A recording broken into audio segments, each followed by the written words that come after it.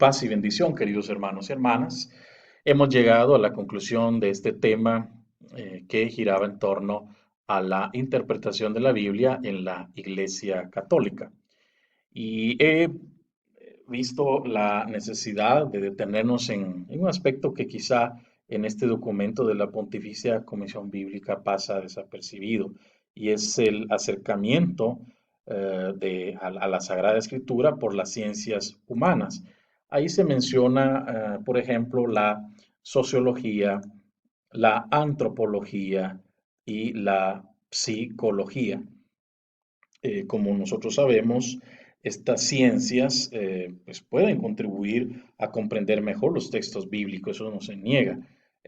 Yo, por ejemplo, en mi etapa de seminarista, llevé un seminario que se llamaba Psicoanálisis y Biblia, que me pareció por momentos muy interesante, muy profundo, por momentos muy vago, muy subjetivo, pero era una herramienta que estaba, ¿no?, para poder interpretar algunos textos desde ese punto de vista psicológico. Santo Tomás decía que el usar los conocimientos humanos para el estudio de la Sagrada Escritura no es mezclar el agua con el vino, sino convertir el agua en vino. Eso es lo interesante. No es solamente mezclar el agua con el vino. O sea, no solamente hay dos elementos ahí que están fusionados, sino que se transforma, trasciende el texto mismo. Y hay que distinguir entre el uso de las conclusiones de las ciencias humanas y el uso de los métodos de estas ciencias, ya que un mismo objeto puede ser analizado con métodos diferentes y porque la aplicación de los conocimientos humanos al estudio bíblico no supone necesariamente el uso de las técnicas del quehacer científico. Un ejemplo, si yo les digo vayan al libro de Daniel o vayan al libro del Apocalipsis, quizá alguno a través de un amplio conocimiento del simbolismo antiguo, pues pueda descifrar muchos de estos textos, de estos versículos o de estas imágenes, estos símbolos que por el momento aparecen demasiado abstractos. Pero eso a mí no me garantiza que haya usado técnicas de estudio sociológico o antropológico, sino que quizás se basó simplemente en el simbolismo. Y pues la, acá lo importante es saber que cada ciencia tiene su propia especificidad, su propia peculiaridad. Eh, pero se pueden señalar algunos criterios generales sobre el servicio de estas ciencias a la exégesis bíblica y sobre las principales características que pide la interpretación de la Biblia.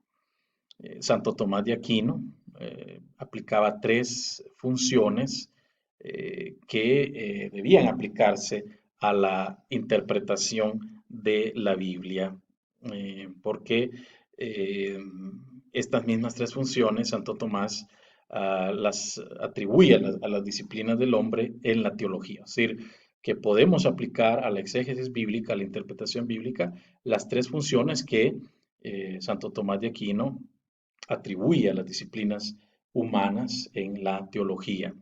En primer lugar, contribuir a la determinación del alcance exacto del sentido literal de los textos inspirados. Ir a la fuente misma, luego ofrecer argumentos racionales que defiendan el verdadero sentido de los textos bíblicos, no solamente suposiciones, no solamente lucubraciones o imaginaciones. Y luego demostrar todo lo que pertenece a los preámbula fidei, es decir, a aquellos acontecimientos, eventos que prepararon, prefiguraron, ya sea la venida de Cristo, el nacimiento de la iglesia, etcétera. Sobre el primer aspecto, podemos decir que hay una analogía entre la palabra divina humana de la Biblia y la palabra humana en general. O sea, los saberes históricos, lingüísticos, filológicos, etcétera, tienen gran importancia para conocer cómo se expresó la palabra de Dios en las diferentes lenguas y hechos históricos. pero el texto es también divino y contiene la verdad salvífica. Debido a la inspiración, la ciencia que pone en juego el agiógrafo se convierte en vehículo de la manifestación de la sabiduría divina. No son solamente tratados de moral o de religión, no son simplemente bellas obras literarias, sino que en el fondo hay una verdad salvífica que revela esta sabiduría divina. Por esto ha habido una cierta superación. El lenguaje humano utilizado por Dios en la inspiración, ese fue enriquecido con un más amplio y profundo contenido y con un juicio más preciso sobre las realidades divinas y humanas. Quiere decir que las disciplinas humanas permiten avanzar en la exégesis al clarificar el contexto histórico, social y al dilucidar el sentido literal en toda su profundidad. O sea, imbuirme en el mundo del texto. Así, el desarrollo de las ciencias humanas puede favorecer el progreso de la teología y de la ciencia bíblica, adecuándose a los principios de la recta razón con la luz de la fe, desde luego, la única que nos lleva a la verdad salvadora. Finalmente, tenemos en este documento el capítulo 4 sobre la interpretación de la Biblia en la vida de la iglesia y aborda algunos puntos claves para comprender la Biblia e interpretar la Biblia actualmente. Eh, en efecto, habla en primer lugar de una actualización y habla de principios, habla de métodos y habla de límites. Principios en el sentido que la plenitud de sentido del texto bíblico, aplicar su mensaje a las circunstancias presentes y expresarlo en lenguaje adecuado.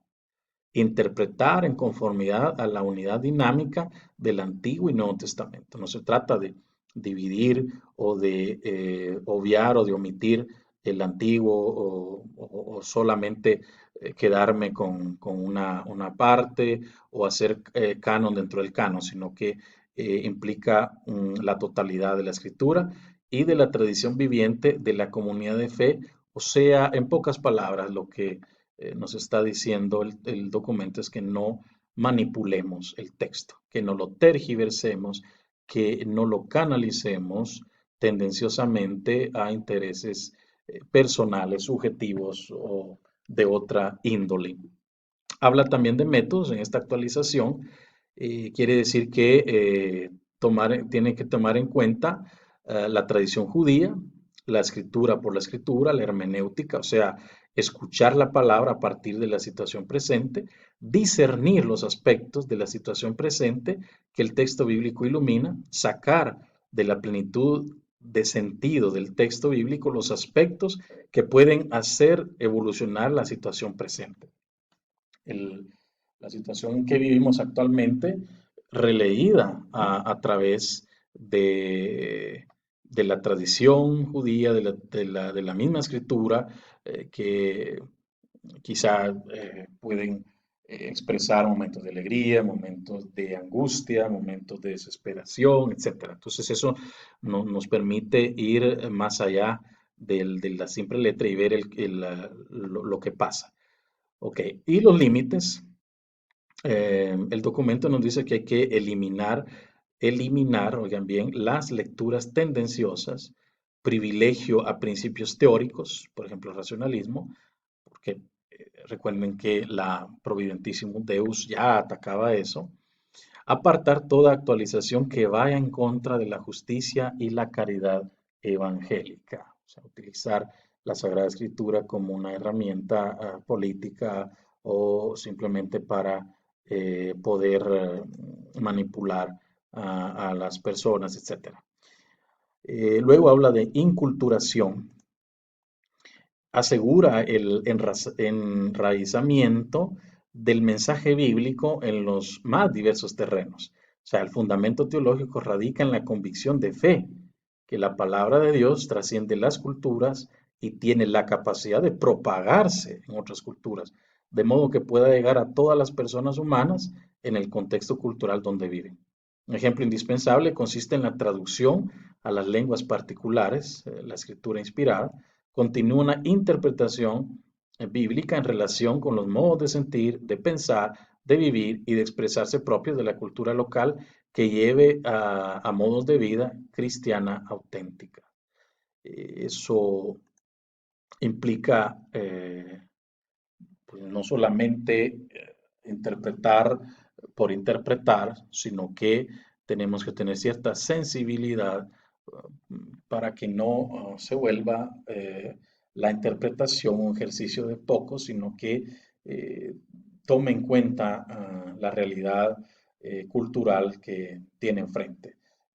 Ya nosotros vemos en los mismos evangelios que la palabra de Dios trascendió fronteras y eh, basta la aceptación de la propuesta salvífica de Cristo y asimismo el documento habla de que tengamos esa cierta sensibilidad en cultural la palabra. Luego la formación de una cultura local cristiana, ¿verdad? Por eso es que es importante el estudio bíblico y finalmente se nos habla del uso de la Biblia, ya sea en la liturgia, o sea que la liturgia sería el lugar donde los cristianos entramos en contacto con las escrituras, en particular durante la Eucaristía, que tristemente muchos utilizan para hacer su siesta, ¿no? En ella se sitúa la proclamación en medio de la comunidad de los creyentes reunida.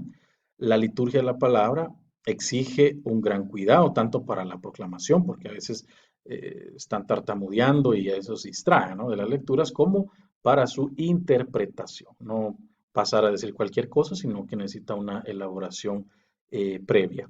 Y luego la lección divina es una lectura individual o comunitaria de un pasaje de la escritura acogido como palabra de Dios y que se desarrolla bajo la moción del Espíritu en meditación, oración, contemplación y acción.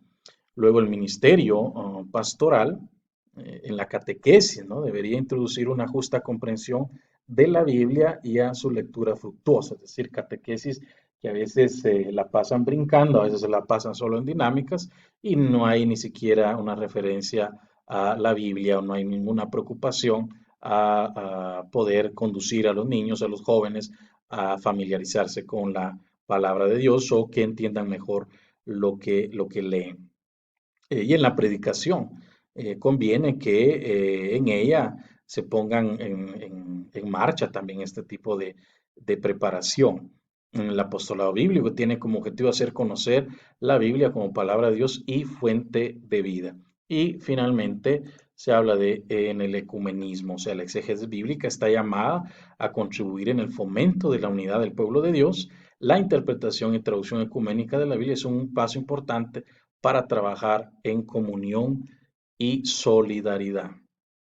Así es que, a manera de conclusión, quisiera hacer estas preguntas. ¿Cuánto me acerco a la palabra de Dios? Y cuando lo hago, ¿utilizo un método de interpretación? Luego de conocer los métodos y acercamientos para interpretar la Biblia, ¿cuál de ellos empleo o es más fin a mis interpretaciones? Aprendo que todos los métodos y acercamientos poseen límites. ¿Soy consciente de ellos? ¿Soy respetuoso de los pasajes bíblicos o por el contrario impongo mis preconcepciones al momento de interpretar la Biblia? ¿Identifico claramente la unidad de sentido que posee la Biblia? ¿Cómo comprendo el Antiguo y el Nuevo Testamento?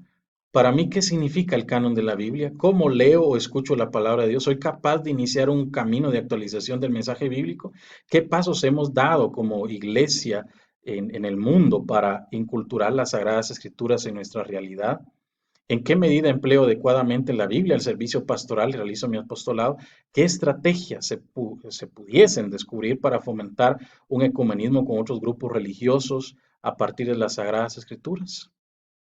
Cada uno responda en su corazón. Así es que muy agradecido por su atención y le deseo lo mejor y abundantes bendiciones a todos y todas.